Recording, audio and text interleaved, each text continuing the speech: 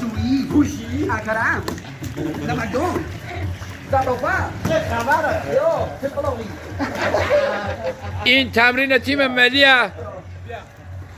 دیگه سوی حالا بهمن رمی میرینه. بناز توپه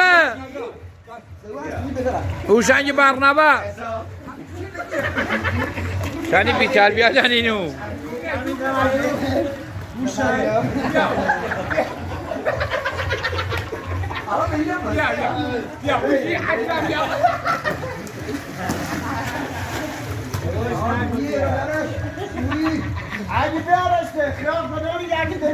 اینو موقع رو مسابقه تیم ملی هم بیان حالا را توپشونه بیاره.